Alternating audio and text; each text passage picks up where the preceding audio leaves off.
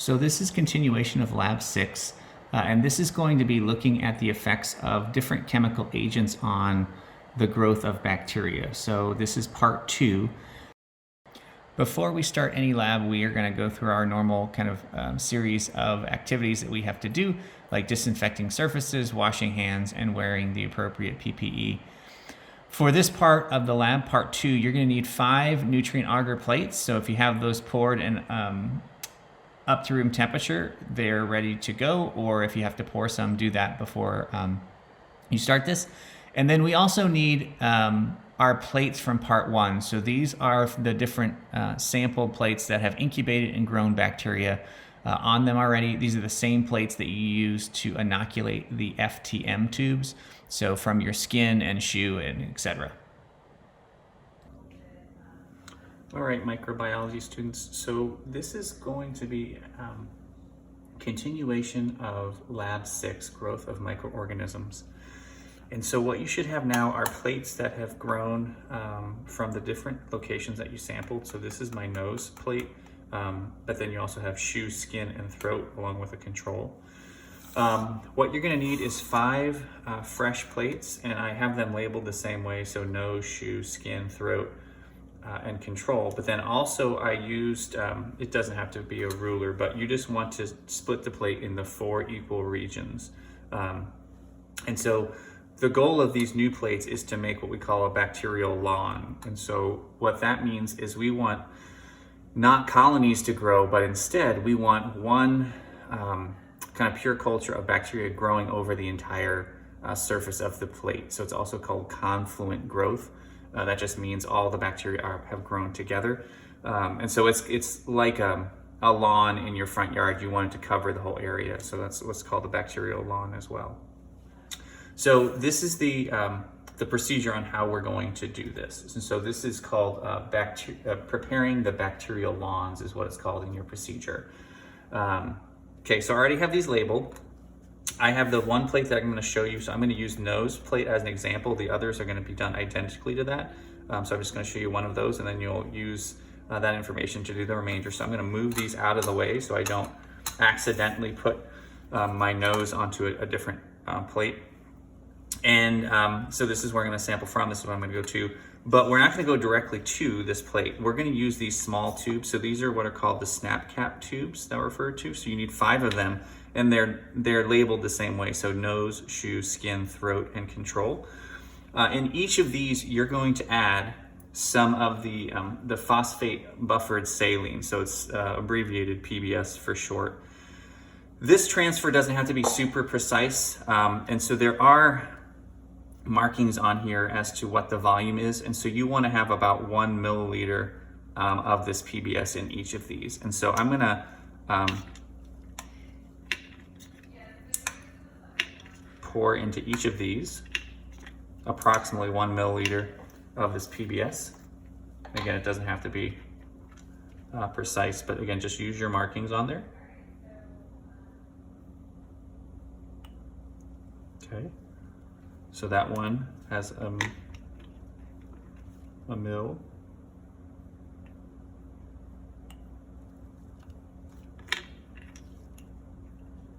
So I'm trying to do this as quick as I can so that you're not just watching me pour, but so be as close as you can to a milliliter.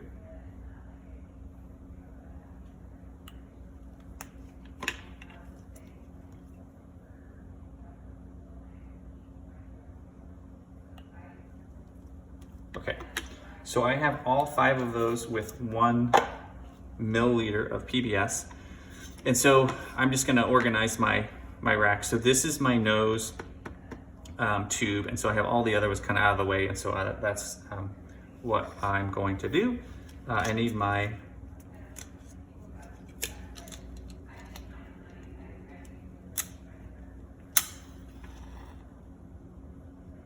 tea light going. And I just noticed that I forgot my isopropyl alcohol. So I'm going to do my usual thing and have my isopropyl alcohol in a graduated cylinder so it uses less of it. Okay, so that's my isopropyl alcohol. Okay, so like you've done in the past, we're gonna sample a single colony from the nose plate that's already grown. And so find a well-isolated colony. You're always going to sterilize your loop before you grab a colony. And so we're gonna do that first. And then rather than going to the plate, we're gonna put it into that phosphate buffered saline that we have in the small tube. So you're just gonna put a loop full of that. So I'm gonna sterilize this. So again, immerse your loop in isopropyl alcohol for about 10 seconds. And then flame that and burn off the alcohol, but then also make sure you get your loop so that it gets up to temperature that will incinerate any bacteria or microbes that can be on that. So that's red hot. And then this is going to need to cool.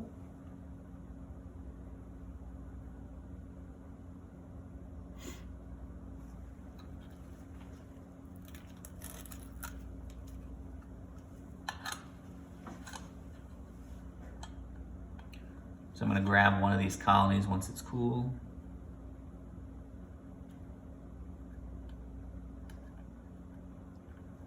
And then this is just going to be submerged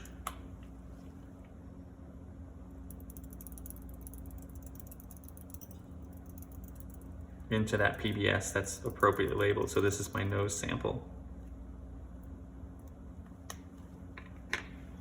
And then again, make sure at the end of any procedure, you also incinerate any microbes that may be present. So we're going to get that glowing red hot.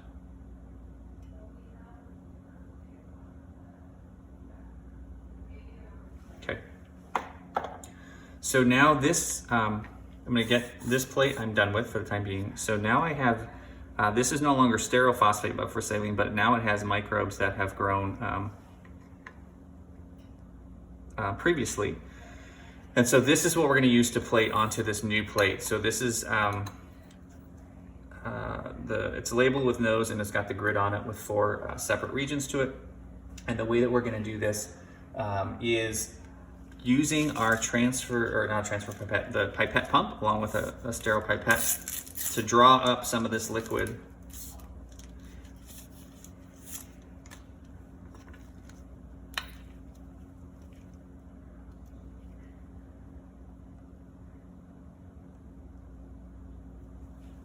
So we want to put about 4 drops or so at different regions of this plate.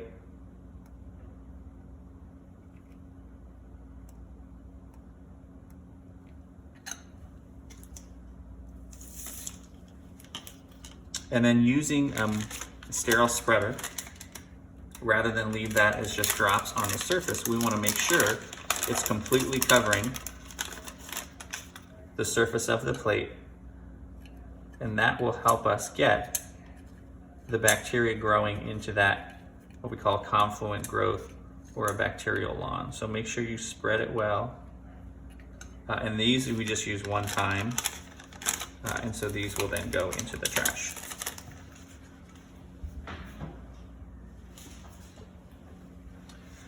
So this now has 1 bacterial species. It's because it came from a single colony that we've now spread over the entire surface. And we're gonna repeat that for each of these other plates. So from the shoe to the PBS to these new plates. So the next step is to prepare the solutions to actually test bacterial growth. And so these are going to be different disinfectant solutions that we can, for the next step, actually dip some pieces of filter paper in. So that will absorb the disinfectant, and then we can put them into each of these 4 quadrants. And so we have 4 solutions that we're interested in testing. One was already delivered to you. So this is the HybaCleanse skin cleanser. So this is one, so there's no preparation needed for that. That's going to be one of the solutions. But the other 3 includes our 10% bleach solution, so not straight bleach, but make up a 10% bleach solution. So I've already made that up, so that's in this beaker right here. So the bleach has been diluted to a final concentration of 10%. And then isopropyl alcohol, and so that's another solution that we ask you guys to have on hand. So I have that here. And then the last is just water. So we'll have 4 solutions. And so each of these 4 regions is going to get one of those 4 different solutions placed on it through these pieces of filter paper that I'll show you in just a little bit. So all I'm going to do now is just prepare these. These are called 15 ml conical vials. So the Hibiclens is already in one, so nothing needed for that. But then just distributing these so that you have roughly 10 mils of solution in each one. It doesn't have to be super precise. Okay, so this is the bleach solution. So just make sure you're adding the right solution. So it's 10 mils of bleach. We'll cap that one. This is the isopropyl alcohol.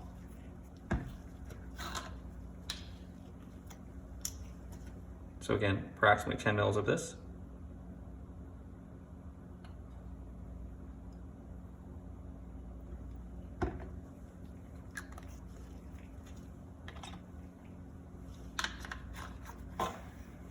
And then for the final one, we have water.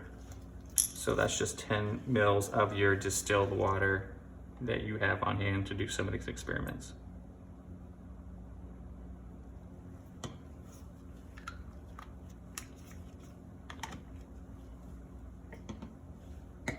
And now those solutions are prepared. So the way that we're going to get each of these germicides on is through the application of these filter paper discs. So you can either use scissors, or what's probably the easiest is if you have a hole puncher. There's a stack of, I don't know how many pieces of filter paper here, but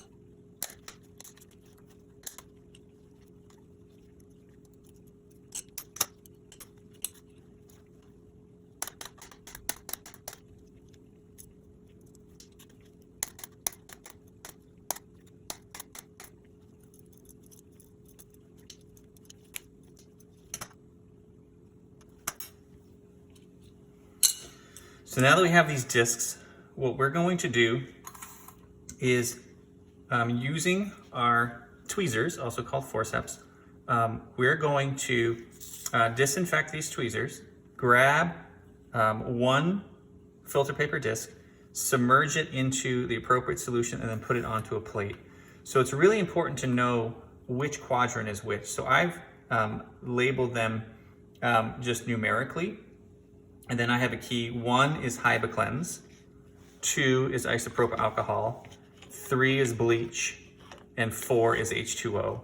And so that's how they're going to be on each one. You can label them with letters or numbers, but you need to know what each quadrant is going to represent. Okay. So the way that we disinfect these metal forceps or tweezers is just as we do our metal loop. So I have isopropyl alcohol here. Isopropyl alcohol. So submerge it for 10 seconds. And then we're going to burn off the isopropyl alcohol with the flame so that all of that disinfectant is off and it's not going to transfer from the forceps to these discs. Okay, so we're going to grab a disc.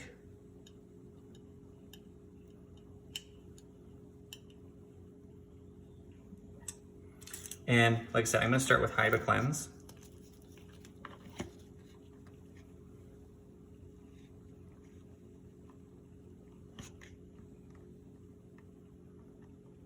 So you submerge it, and you don't want it like super saturated. So kind of wring it out against the side of the tube. And then this is going to go in location 1. You want it to go in the center of that. So if you can see, this is my throat plate and this is zone 1. And so I have that disc that's just been soaked in Hibiclens in that area. So now I'm going to disinfect this again. And the reason is it did touch the bacterial surface on here. And so we want to make sure we're not transferring bacteria across on anything. So disinfect, burn off the isopropyl alcohol. And I'm going to complete this plate just to show you what a complete plate looks like. So now I'm going to go to zone 2. And so zone 2 is not Hibiclens, but rather, and just to warn you, because we have been burning this in a candle, you'll get some like soot residue on the tweezers. It'll turn black a little bit, and so that's going to transfer to the filter paper, so you might see little black bits on there, so don't be concerned about that. This is isopropyl alcohol, so I'm going to dunk this, and again, kind of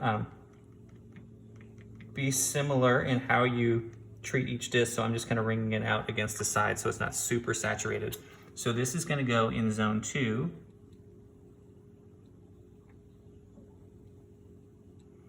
So 2 has been, is isopropyl alcohol. And 3 is going to be our bleach solution. So disinfect this.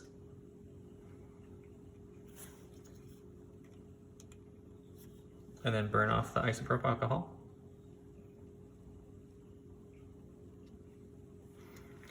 And then I'm going to grab a fresh disc, and this is going to get our bleach solution. Can't see, so we'll lift that up. So again, submerge that, and then I'm touching it to the side to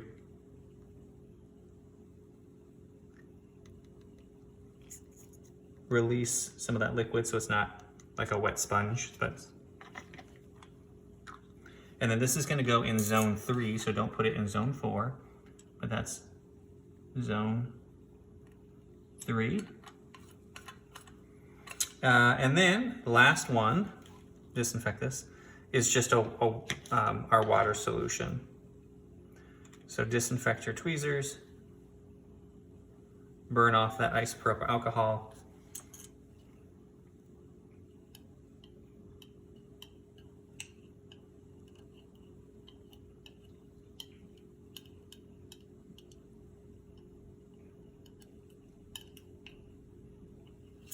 this is going to be our water solution.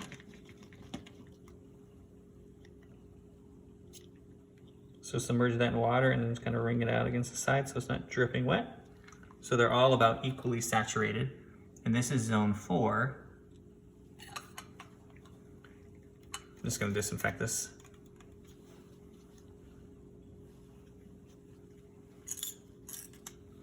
So this is one plate. And so I have my 4 quadrants. This is bacteria from my throat. So 1 is Hibiclens, 2 is isopropyl alcohol, 3 is bleach, 4 is water. So now what we can do is watch this plate, this one bacteria from my throat, how it grows in the presence of each of these 4 chemicals.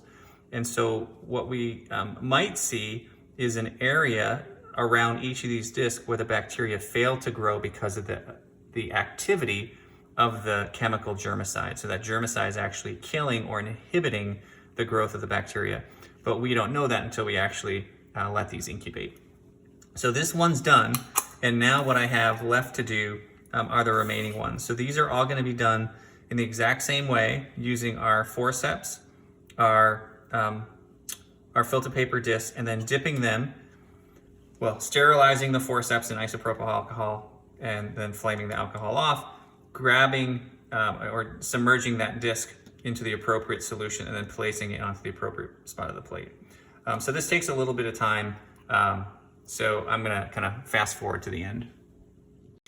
So now I have all 5 of my plates that have each of the chemical germicides introduced into the 4 different discs. So again, 1 is Hibiclens, 2 is isopropyl alcohol, 3 is our bleach solution, and 4 is our water control. So now I'm going to parafilm these and let them incubate, and then over time, or after they're incubated, we can then assess how each bacteria grow in the presence of these specific chemical germicide agents. So we'll pick up there later. So after the lab's done, you want to make sure you take photos like you normally do. And then these plates are going to incubate, and we'll evaluate the outcome of them at a later time and in a later video. You, of course, want to disinfect the surfaces as well as wash your hands when you complete the lab.